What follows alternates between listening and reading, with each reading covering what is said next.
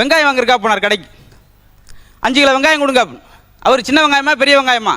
சின்ன வெங்காயமா கொடுங்க, பெரிய வெங்காயம் சுமக்கிறதுக்கு ரொம்ப சிரமமாக இருக்கும் அப்படின்றான். ரெண்டும் ஒரே வெயிட் தான். அவன் புரிஞ்சு வச்சு தான் போட்டு ஒரே ஒரு வரியில் அப்படியே படான்னு எடுத்து செத்துங்க எடுத்தா செவந்தி வைப்பேங்க தெரியுமா உங்களுக்கு? அது வேணா இன்னொரு நாள் சொல்லிக்குவோம். அப்படி ஒவ்வொருத்தரும் உயிரை வாங்குறது.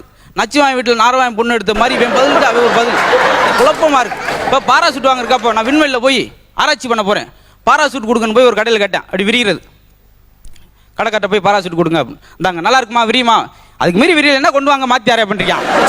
விரியலாச்சும் அங்கே இருந்து செத்து போயிருவல்ல, அது தெரியாமல் அந்த ஒரு மாங்காய் மடையும் அதையும் வாங்கிட்டு விறுவிறுன்னு போயிருக்கான். எங்கிட்டு செத்து தொலைஞ்சானா என்னமோ தெரியல, அது வேற. சரி, அந்த கதை நம்மளுக்கு இருக்கு.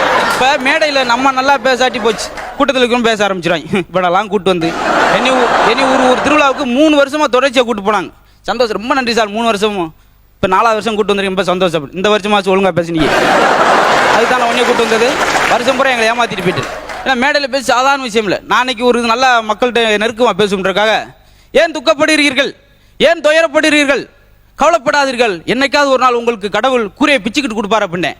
ஒருத்தன் கூட்டத்து, ஐயோ இதுரியாம நான் காங்கிரீட் போட்டேனே அப்படின்னா, ஒருத்தர் ஐயோ நான் ஓடு ஓட்டேனே அப்படி. ஏன்னா ஒரு உதாரணத்துக்கு தான் சொன்னோம், அதுக்குமா அவன் எடுத்து வாங்குவான். பேதலிப்பாரு. அன்னைக்கு பெரிய பேச்சாளர் எப்பயும் மீசை வச்சிருந்து மீசை எடுத்துட்டு வந்துட்டார். என்ன சார் திடீர்னு மீசை எடுத்துட்டீங்க? சும்மா இருப்பா, அனல் பறக்க பேசும்போது மீசையெல்லாம் கரிகிறது அப்படின்னாரு. பேச்சு சர்ச்சில் ஒரு பாதிரியார் பேசியிருக்காரு, பிச்சு எடுத்திருக்காரு பேச்சு. உங்களை சொர்க்கத்துக்கு கூட்டு போறேன் அப்படின்னாரு. ஒரு சின்ன பேர் எடுத்து, நேற்று நீங்க போஸ்ட் ஆஃபீஸுக்கு போக வழி தெரியாமல் தெரிஞ்சீங்க, சொர்க்கத்துக்கு கூட்டு போற ஆளு மூஞ்சி பாரு.